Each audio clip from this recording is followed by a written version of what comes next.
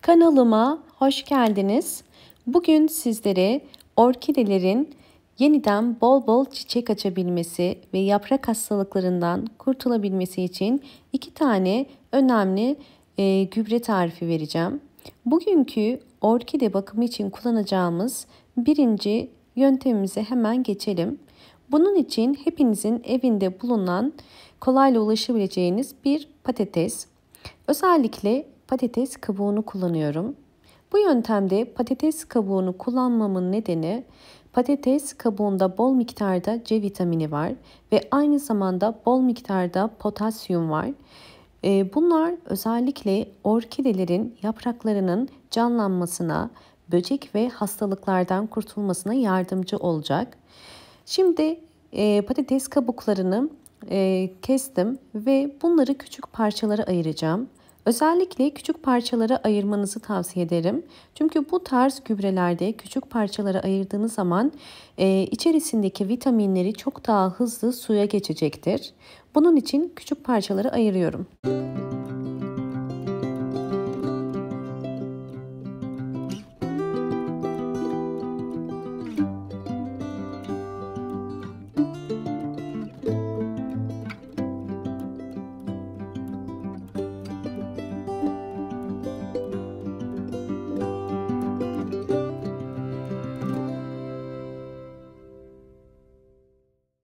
Küçük parçalara ayırdığım patates kabuklarını cam bir şişenin içerisine koydum. Üzerine kaynar su ilave ediyorum. Kaynar su çok daha hızlı vitaminleri suya bırakmasına yardımcı olacak. Üzerine bir kapak ya da bir streç ile bu şekilde kapatın ve bir gece dinlendirmek için bekletin. Şimdi ikinci tarifimize geçiyoruz. Bunun için sarımsağa ihtiyacımız var. Sadece bir diş sarımsak kullanacağım.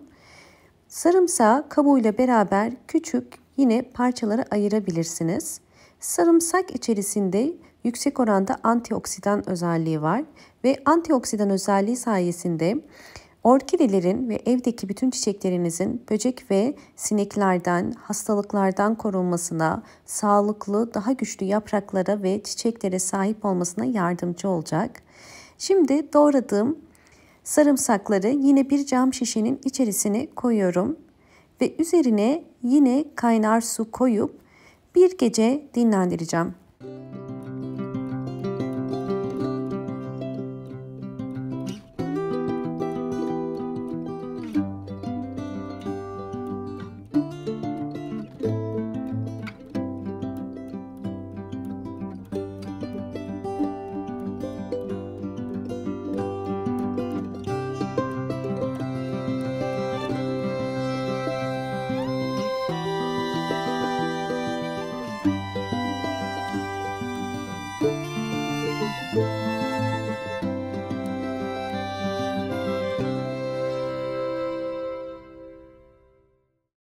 Videomu buraya kadar izlediyseniz ve beğendiyseniz hemen beğen tuşuna basıp kanalıma da abone değilseniz eğer bana destek olmak için abone olabilirsiniz.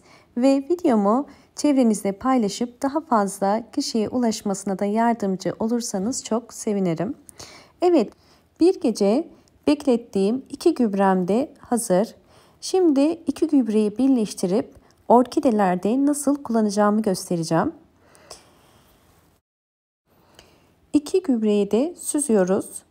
Patates kabuklarının ve sarımsak tanelerinin suya karışmaması gerekiyor. Sadece suyuna ihtiyacımız var.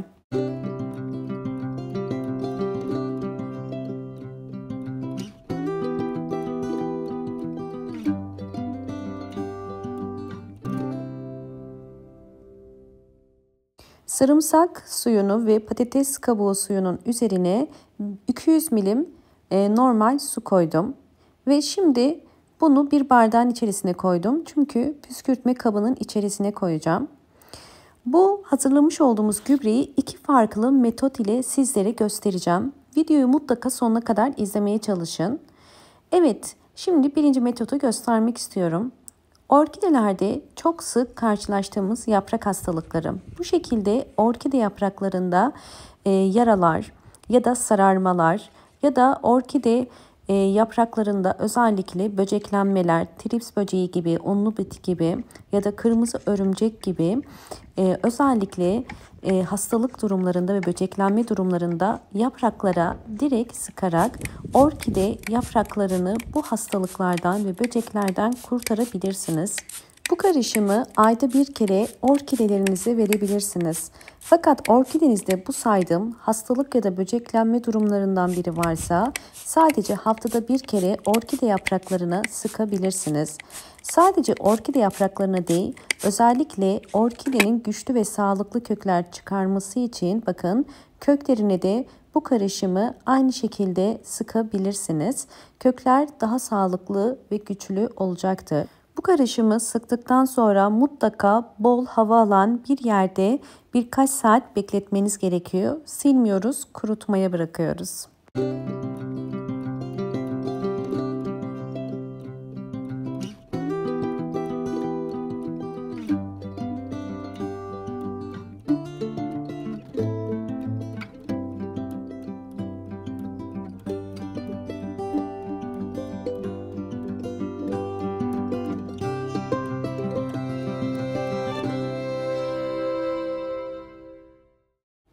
Çiçek dalı olmayan bir orkidenin çiçek dalı çıkardığı ilk aşama gördüğünüz üzere ucu sivri ve bu şekilde yeni bir çiçek dalı çıkarmaya başlıyor.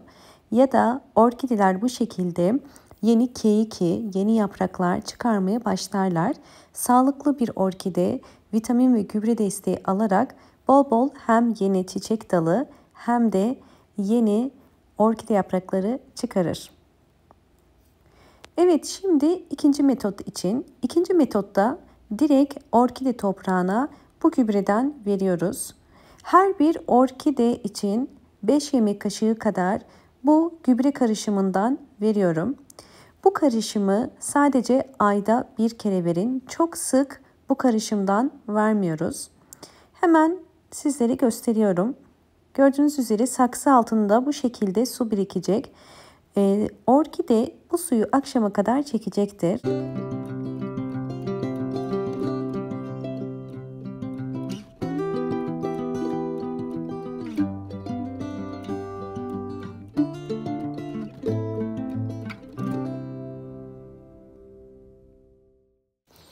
Evet, videomu buraya kadar izlediyseniz ve beğendiyseniz hemen beğen tuşuna basıp kanalıma da abone değilseniz eğer bana destek olmak için abone olabilirsiniz.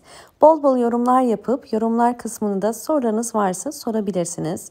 Orkidelere vermiş olduğumuz gübreler sonucunda orkideler bu şekilde bol bol yeni çiçek dalları çıkarır ve bol bol çiçeklenir. Orkideler için bahar ayı tam bir çiçek dalı çıkarma dönemidir. Bu yüzden bu anlattıklarımı mutlaka uygulayın. Ve özellikle orkidelerinizi bu ayda bol ışık alan ve sabah ya da ikindi güneşini alan bir pencere kenarına konumlandırmayı unutmayın. Hoşça kalın, sağlıkla kalın.